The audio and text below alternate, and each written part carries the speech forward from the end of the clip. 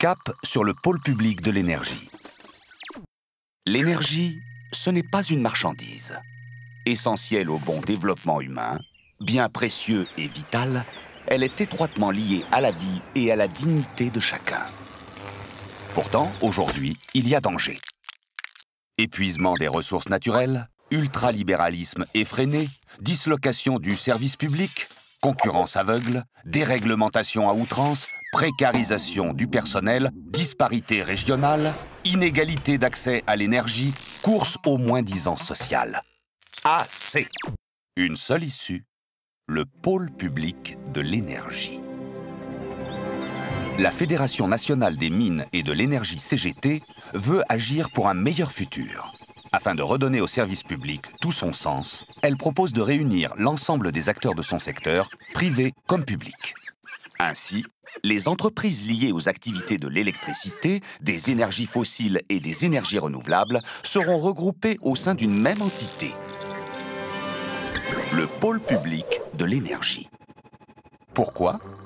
Pour promouvoir une vraie politique énergétique durable. Pour donner à la nation et aux citoyens du pouvoir, celui de décider et d'orienter. Pour responsabiliser les entreprises face à la notion d'intérêt général. Pour construire un édifice où tous les acteurs du secteur avanceraient ensemble et regarderaient dans la même direction. Si on s'inspirait du passé pour le réinventer? Et si nous proposions un nouveau type de nationalisation, celui de la maîtrise publique? Et si on faisait le choix d'une nouvelle forme d'intégration des entreprises pour privilégier le progrès et l'égalité? Avec le pôle public de l'énergie, le secteur de l'énergie ne sera pas immédiatement propriété publique, mais il sera dès demain organisé pour le bien commun. Pourquoi une telle volonté de rassembler? Pour répondre au mieux aux besoins énergétiques sur l'ensemble de notre territoire. Mais aussi anticiper la demande et sécuriser les approvisionnements. Pour mutualiser les moyens, les coûts d'investissement et les innovations. Pour garantir la sécurité des personnels et la sûreté des usagers. Pour soutenir et développer la recherche fondamentale.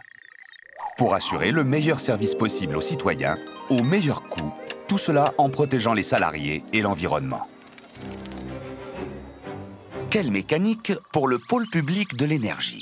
C'est dans un même ensemble, une structure administrative et juridique indépendante, que tous embarqueront. Toutes les entreprises du secteur, qu'elles soient publiques ou privées, intégreront le pôle public de l'énergie. Les experts de l'ADEME et de bien d'autres seront à leur côté pour faciliter la circulation des connaissances et surtout la prise de décision. Au cœur même du dispositif, toutes les entreprises de la branche des industries électriques et gazières, du secteur de l'énergie atomique et le secteur des mines seront le moteur du pôle public. Ces actions engloberont tous les aspects de la mise en œuvre de la politique énergétique de notre pays. Péréquation tarifaire, mix énergétique, décisions stratégiques, gestion des entreprises et politique d'investissement. Autant d'éléments pour lesquels le pôle public de l'énergie aura son mot à dire. Quel statut pour les entreprises du pôle public de l'énergie? Dans un premier temps, chaque protagoniste conservera son statut juridique et son identité, mais chacun aura la responsabilité et l'obligation de se soumettre aux mêmes principes. Des principes qui seront contrôlés par la société civile et encadrés par la loi. Et ce sont des assemblées composées d'élus, de salariés et de citoyens qui seront chargés de veiller au respect de son application. Et quelle autorité pour chapeauter le pôle public de l'énergie? Pour une réelle réappropriation publique et sociale de l'énergie, des représentants d'usagers, de syndicats, d'instances politiques et d'entreprises seront à la tête du pôle public de l'énergie, sans oublier le Conseil supérieur de l'énergie, bien sûr. Dans les communes, les départements et les régions, la participation citoyenne sera aussi encouragée grâce à des instances représentatives. Ainsi, chaque échelon de la nation participera aux décisions à prendre en matière d'enjeux énergétiques. Au niveau européen, il agira en concertation avec une agence européenne de l'énergie pour harmoniser, coopérer et se concentrer sur des objectifs communs, comme par exemple le droit à l'énergie, la réduction des gaz à effet de serre ou encore la recherche et le développement. Mais comment financer le pôle public de l'énergie? Il est essentiel de mettre fin à la mainmise des marchés sur l'énergie, en donnant au pôle public un outil capable de financer les investissements nécessaires à l'avenir du secteur. C'est ce qu'accomplira le pôle public financier, en charge de diriger et d'attribuer les ressources bancaires et l'épargne populaire vers des choix d'investissement judicieux et pertinents. Et du côté des salariés de l'énergie, des changements? La maîtrise publique de l'énergie va inciter les entreprises à plus de démocratie, en impliquant concrètement les usagers, mais aussi en améliorant les droits des salariés du secteur. Pour garantir notre savoir-faire, notre exigence de formation et nos compétences, il est nécessaire d'harmoniser par le haut les statuts des personnels de l'énergie et de reconstruire les collectifs de travail.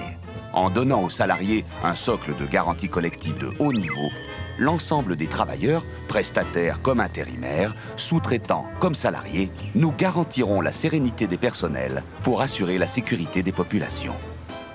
Ainsi, nous lutterons contre la précarisation du travail. Nous valoriserons nos savoir-faire et nous favoriserons la stabilité des emplois et des compétences. Tout cela en assurant le meilleur service et la qualité des prestations aux usagers. Alors, pourquoi attendre? Le pôle public de l'énergie n'est pas une utopie, un rêve sans prise sur les réalités. Bien au contraire, il naît de notre expérience sur un terrain accidenté. En disant oui au pôle public de l'énergie, nous affronterons aujourd'hui les dangers menaçant notre avenir, notre planète, notre secteur et nos statuts. Droit à l'énergie pour tous, droit des citoyens à l'information et à la transparence, garantie sociale des salariés, qualité du service à moindre coût, gestion éclairée, investissement dans la recherche, concertation et participation démocratique. Grâce au pôle public de l'énergie, nous aurons les moyens et les capacités d'agir. Nous adopterons une nouvelle façon de penser, plus juste et citoyenne. Nous protégerons notre environnement. Nous chercherons, collaborerons et avancerons ensemble. Nous soutiendrons le principe d'égalité des citoyens devant le service public et celui de solidarité. Avec le pôle public de l'énergie, la Fédération nationale des mines et de l'énergie CGT choisit pour aujourd'hui, mais aussi pour demain, le progrès humain et social. L'utopie n'étant pas l'irréalisable, mais l'irréalisé.